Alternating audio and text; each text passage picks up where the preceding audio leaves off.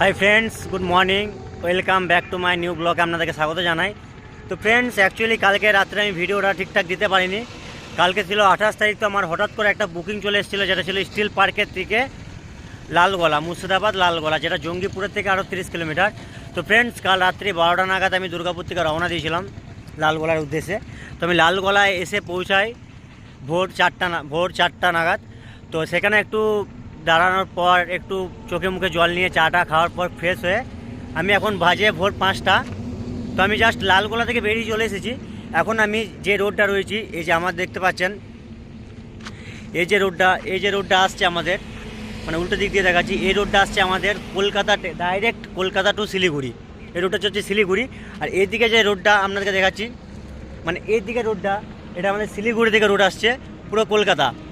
তো ফ্রেন্ডস, এখান থেকে আমাদের যে ফারাক্কা ব্রিজ রয়েছে, যেটা আমাদের মানে ফারাক্কা ব্রিজ, যেটা উত্তরবঙ্গের পড়ে, তো এখান থেকে মাত্র আমাদের 27 কিলোমিটার ফারাক্কা ব্রিজ আগে পড়ছে, যেটা মালদা দিকে। আর এখান থেকে মালদাও আপনার খুব একটা কিলোমিটার নয়, জাস্ট 40 কিলোমিটার হবে মালদা। তো এই রাস্তাটা শিলিগুড়ি যাচ্ছে সিধা। তো এখান থেকে ফ্রেন্ডস, আমার আজকের যে ব্লগটা ছিল, তো সেই ব্লগ অনুযায়ী এখন ভোরবেলা, তো এখন আমরা যাব দুর্গাপুরে রওনায়। তো এখান থেকে আমার ডিস্টেন্স আছে এখনও 170 কিলোমিটার। তো ফ্রেন্ডস, আমি এখন মানে বেরিয়ে গেছি দুর্গাপুরে রওনাতে। তো এই যে আমার পঙ্কিরাজ, এই দেখো পঙ্কিরাজ, এই পঙ্কিরাজ আমাকে অনেক সাথ দেয়। মানে এত রাত্রে, যে এই রাত্রেবেলাতে যে একা একা ট্রাভেল করি, এই যেরকম পাটনা, যেহেতু প্রয়াগরাজ, সব থেকে আমার পঙ্কিরাজকে আমার সব থেকে বেশি ভালোবাসি আমি, কারণ আমার প্রয়াগরাজগুলো করেছিলাম, এই যদি সাথ না দিতে হয়তো আমি করতে পারতাম না। তো ফ্রেন্ডস, সবথেকে ভালোবাসা, দেখো ভালোবাসা, যাকে তুমি ভালোবাসা দিবে সে তোমাকে ভালোবাসা দেবে, এটা যে বাস্তব। যে যাকে তুমি ধোকা দেবে, তুমি কাউরি না কাউরি কাছে ধোকা পাবে। যাই হোক, আমি পঙ্কিরাজকে খুব ভালোবাসি, পঙ্কিরাজ আমাকে খুব ভালোবাসে, এই কারণের জন্য পঙ্কিরাজ আমার কোনো টাইমে ধোকা দেয় না।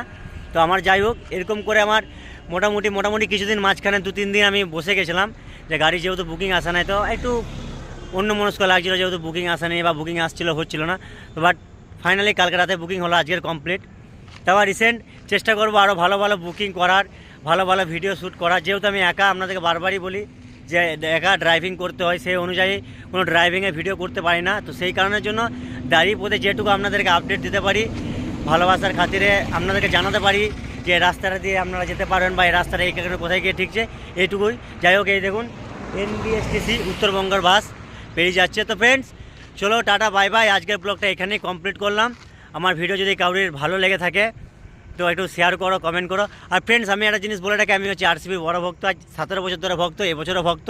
সবথেকে আমার দুশ্মন টিম হচ্ছে সেটা হলো CSK। তারপরে সবথেকে বড় কথা, কালকে এত সুন্দর জিতেছি, তোমরা শুধু ওয়েটে থাকো, 8টা, 8:30 বা 9টার মধ্যে আমি আজকে এত সুন্দর ব্লগ নিয়ে আসো, CSKকে পুরো কাঁপিয়ে দেবো। তো ফ্রেন্ডস, টাটা বাই বাই, চলো এখন দুর্গাপুর যাওয়া যাক।